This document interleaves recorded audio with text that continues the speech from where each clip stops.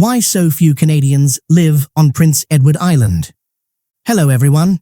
Today, let's explore an intriguing story about a small yet unique part of Canada, Prince Edward Island. Although it's the smallest Canadian province in terms of both area and population, don't let its size fool you. This island in the sea has a special charm and a fascinating history. So, why is Prince Edward Island a separate province? And why do so few Canadians live here? Let's find out. First, let's look at some basic facts about Prince Edward Island. With its small area, this island is even smaller than Vancouver Island on the west coast of Canada. But it's not only its size that stands out. Prince Edward Island's location is also unique. The island is entirely within the Gulf of St. Lawrence, separated from the mainland. This means that until recently, the only way to get to the island was by boat. That's right. Even though it's part of Canada, the island has an almost isolated quality. Its coastline stretches over 1,200 kilometers, which is one of its most distinctive features. This long coastline contributes to Prince Edward Island's stunning scenery and mild climate, making it a lovely place to live compared to nearby regions.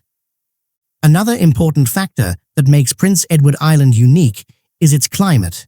The island sits in the Gulf of St. Lawrence, a body of water significantly warmer than the cold North Atlantic that flows past Newfoundland, Labrador, Nova Scotia, and New Brunswick.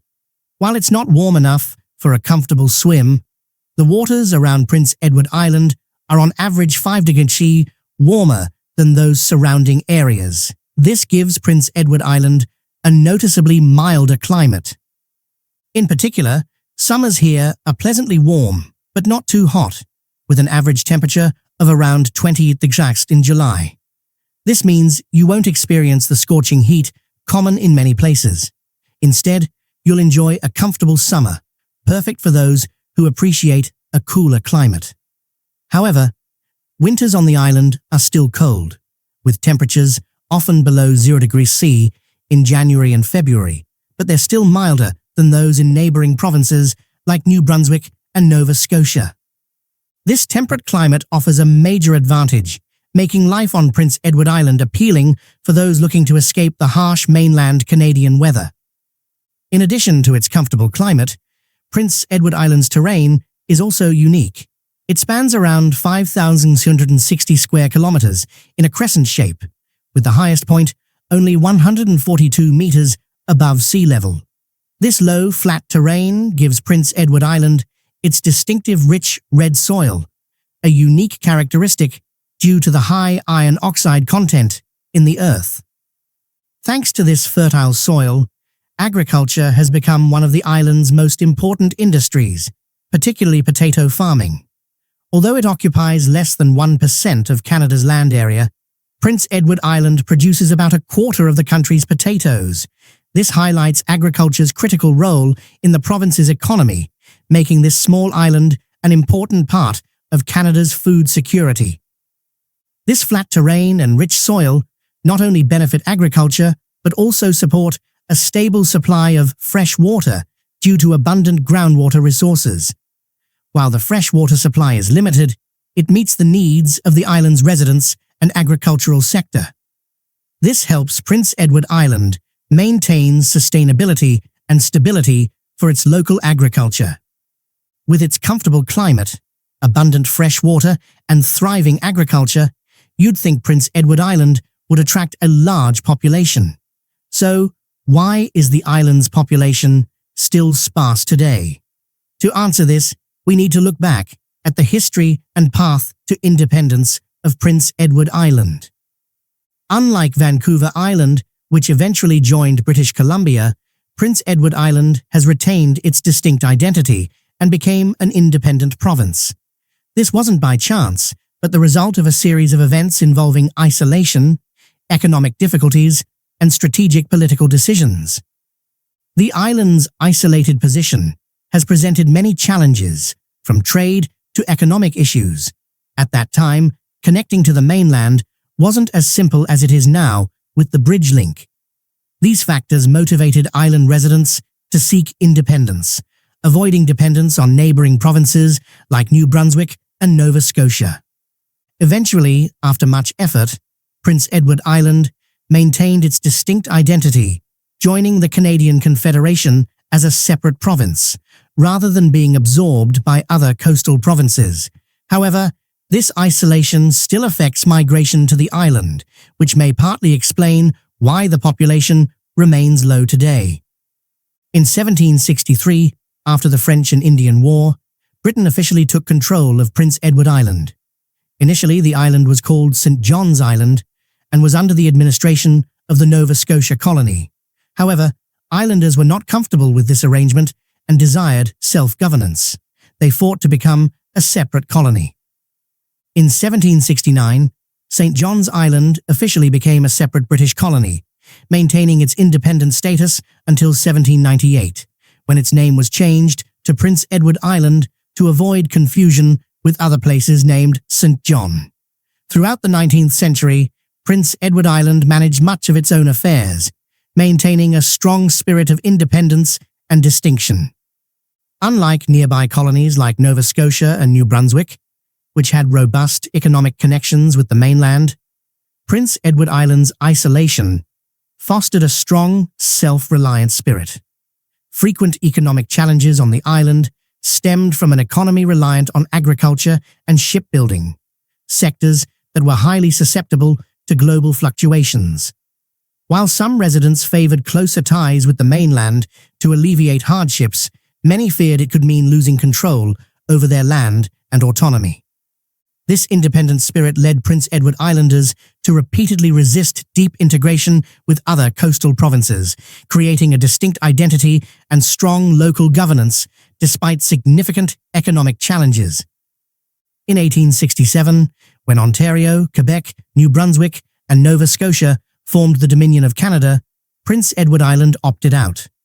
Island leaders were skeptical about the benefits of joining the Confederation, fearing that within a union dominated by larger provinces, their interests would be sidelined.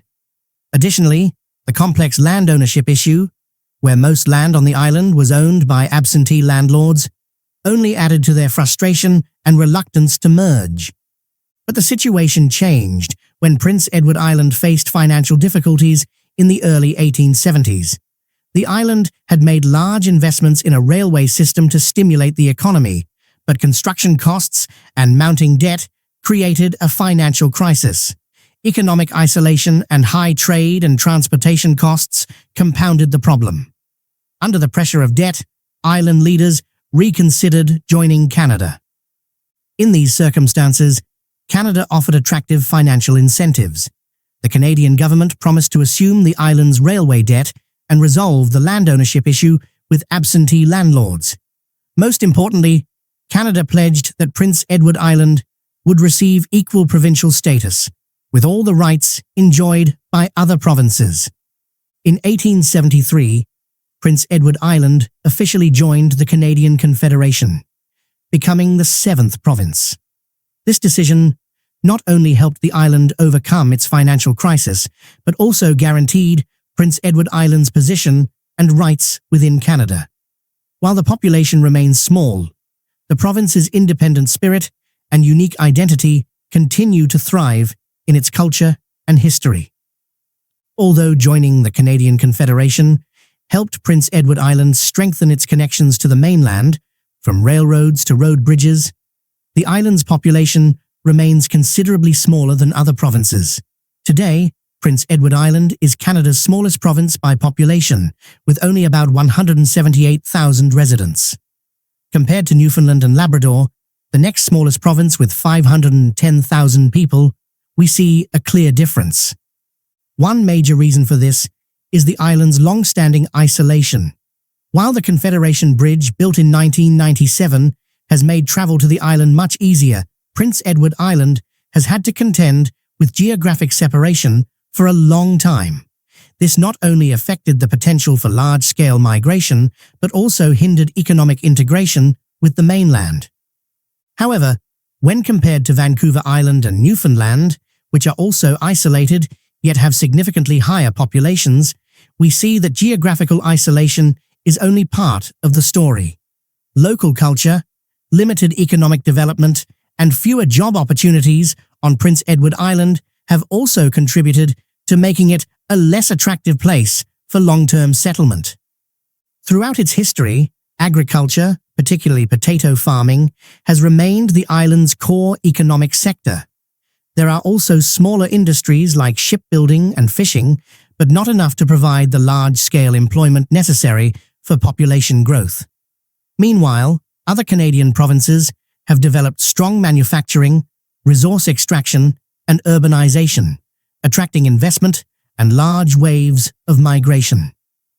Prince Edward Island lacks the rich natural resources of provinces like Alberta, with its oil, or British Columbia, with its forests and minerals. This limited natural resource base, combined with its isolated location, has hindered industrial development and the creation of large urban centers. Nevertheless, the small population fosters a close-knit community on the island. Many residents share that everyone knows each other, creating a tightly woven and friendly social network. This helps preserve Prince Edward Island's distinct identity, even as Canada rapidly modernizes.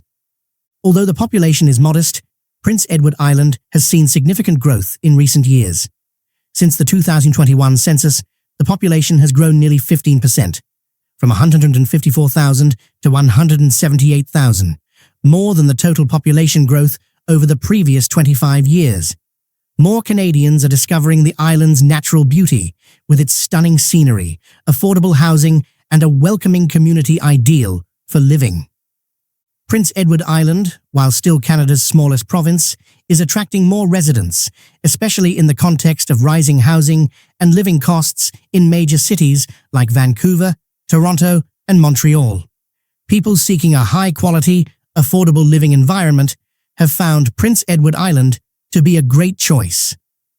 As of April this year, house prices on the island have dropped by an average of nearly 9%, a big plus for anyone looking to buy a home without bearing the burden of high costs. Even so, Prince Edward Island will still need time and investment to keep pace with other provinces in terms of infrastructure and job opportunities. With its natural beauty, sustainable community, and affordable living, Prince Edward Island is becoming more attractive to many Canadians. However, its path to development remains long, and the island will need more substantial investment to reach its potential.